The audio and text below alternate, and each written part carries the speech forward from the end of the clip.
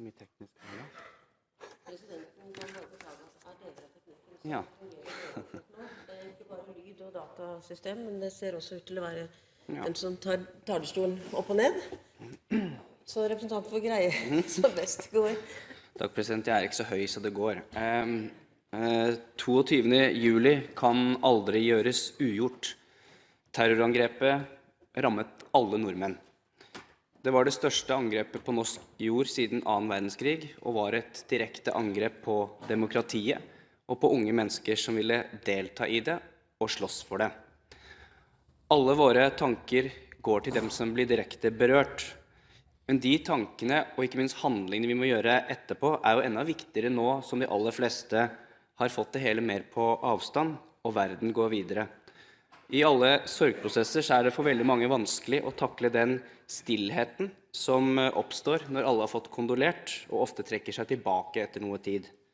I media her det selvfølgelig ikke stille, og vi kommer til å bruke mange år på å granske og tenke på og finne ut hvordan vi kan gjøre Norge tryggere. Men den omtanken som offer og pårørende følte fra hele Norge i tiden etterpå, det viktig at vi som mennesker også fortsetter å gi.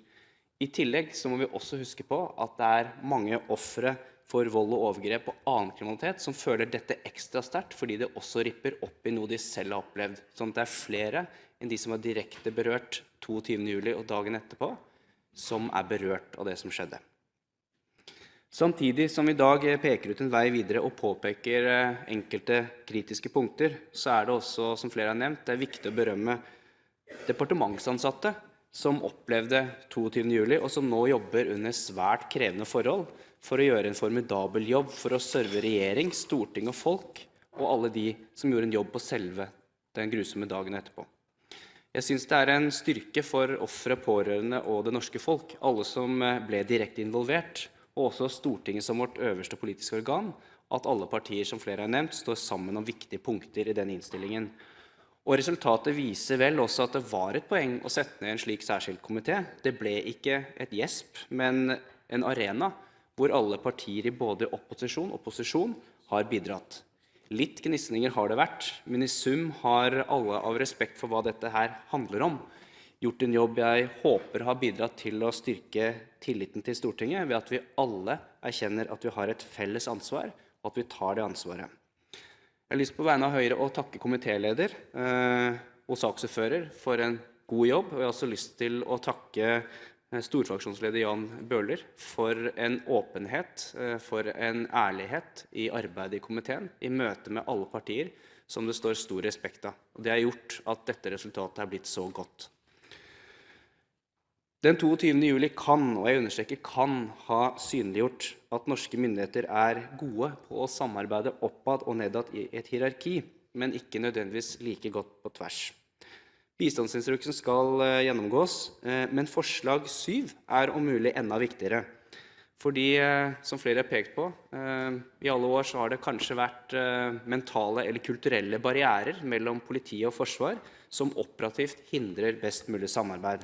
Hvis alt planlagt I lang tid I forveien, så fungerer det bra, ikke nødvendigvis fullt så godt hvis noe mer uventet skjer. Og det jo trusselbilder fremover, at det uventede kan skje. I tillegg så vil jeg peke på det som Aftenposten påpeker I dag, som utrolig viktig å få på plass før rettssaken tar til, at alle som trenger hjelp får det, for den rettssaken kommer til å koste ekstremt mye for de som har vært direkte berørt, at vi alle, overfor alle ordførere, kommuner, påvirker på den måten vi kan for å sørge for at de får den bistanden de trenger før rettssaken tar til. Før Høyre så har det gjennom flere år vært viktig at Stortinget får mer informasjon om kompetanse- og ressurssituasjonen til PST og kan vurdere oppgavestrukturen nærmere. Forventningsavklaringer knyttet til hva PST I stand til å levere av sikkerhet må stå I forhold til den faktiske ressurssituasjonen og tilgjengelige metoder. Vi kan selvfølgelig aldri ha et åpent seminar om alt mulig når det gjelder sikkerhet og PST, men Stortinget som bevilgende og lovgivende myndighet har behov for mer kunnskap om PSTs ressurssituasjon, hvilke oppgaver som bør prioriteres opp og ned, samt hvilke utfordringer som anses størst for utføringen av oppdragene som gis. Det lovet en ekstern gjennomgang, det Høyre glad for, men det er viktig å understreke at det er Stortingets informasjonsbehov som må dekkes på adekvat måte, og Høyre forutsetter at det er en nær dialog med samtlige av Stortingets partier om hvilken form og måte det skal skje på som kan dekke dette behovet. Men som representanten Bøhler var inne på, PST kan ikke alene forebygge terror.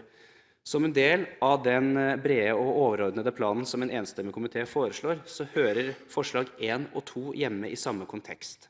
Skal man forebygge terrorisme, og ikke minst selvradikalisering som kan bidra til enkeltmannsterrorisme, så hører evaluering av politirådene og SLT hjemme. For effektiv forebygging av all kriminalitet må skje tidlig, og det skjer først og fremst lokalt. Og at kommunene involveres i det arbeidet er helt nødvendig, og jeg er derfor spesielt glad for at disse 2 forslagene, som en litt annen ordlyd har blitt fremmet av Høyre tidligere, nå får enstemmig støtte. Vi må ha som mål å forebygge og oppdage mennesker som faller utenfor, som opparbeider et hat mot storsamfunnet på et tidligst mulig tidspunkt. Derfor er disse forslagene viktige. Det verste angrepet på norsk jord i moderne tid har gjort at vi nå også i større grad diskuterer spørsmål som ikke har stått så høyt på den politiske dagsordenen som de gjør nå. Høyre er glad for at man varsler gjennomgang av regelverk og praksis knyttet til for eksempel sakkyndiges rolle og tilregnelighetsvurderinger. Høyre ønsker også fremover at vi ser nærmere på hvordan videoopptak kan skape større rettssikkerhet og mer reelle muligheter til å stille kontrollspørsmål til sakkyndigerklæringer i retten. Jeg viser til Høyres mindretallsforslag om det og tar opp det forslaget. Jeg skal avstå fra å legge opp til en debatt om politidekning, IKT, investeringsbehov og synlig nærpoliti. Det er jeg enig med regjeringspartiene, kan vi diskutere i mange andre arenaer, og det kommer vi til å gjøre også, det kan jeg love. Men jeg vil kort påstå at nok politidekning ikke er et helt generelt tema, men er en forutsetning for å ha både noe å forebygge med, noe å respondere med, og noe å bygge beredskap på. Men da ser vi i alle fall frem til en utredning av spørsmål om responstid, og vurdering av hva vi egentlig har og ikke har av politi til å respondere med. Som nevnt så er jeg glad for den brede enigheten som er oppnådd. Det gir Stortinget en mulighet til å både være den medspilleren med, men samtidig også kontrolløren av regjeringens arbeid som er nødvendig fremover. Det er jo nå den virkelige jobben begynner med å gjennomføre mye av det som vekslende politiske flertall ikke nødvendigvis har gjort nok med. Vi har alle ansvar, og vi må ta det ansvaret, og dette er en begynnelse på det. Avslutningsvis vil jeg derfor advare mot at når vi har mange av disse debattene, at vi ikke munner ut i å kun si det er viktig med styrket og bedre beredskap, for det koster. Vi trenger å vite hvilke reelle kapasiteter vi har, hva vi trenger og hva det koster. Terrortruslene blir ikke mindre, men samtidig så blir også klimautfordringene større. Varmere, villere vær kombinert med åpne grenser, økt terrortrussel, skaper store utfordringer, og vi må kanskje stikke fingeren i jorda også og tenke på hva vi har realistiske muligheter til å få gjort noe med. Den debatten skal vi ta på et annet tidspunkt, men det er viktig at vi har det i bakhodet alle når vi eventuelt lover på en rekke felt hva vi skal gjøre fremover. Avslutningsvis, samholdet som vi politisk og i folket hadde etter 22. juli, det var flott, det var vakkert og det var verdig. Både det politiske Norge og nordmenn flest bestod en viktig prøve. Å gjennomføre de 14 vedtakene som kommer til her i dag, det er neste prøve for oss som politiske myndigheter, men også hver enkelt. For det å skape et tryggere samfunn, det handler ikke bare om politiske vedtak, det handler om å skape trygge mennesker i trygge hjem, mennesker som føler tilhørighet, mennesker som bryr seg om hverandre, mennesker som følger med på hverandre, og mennesker som er engasjert utover at TV-en virker.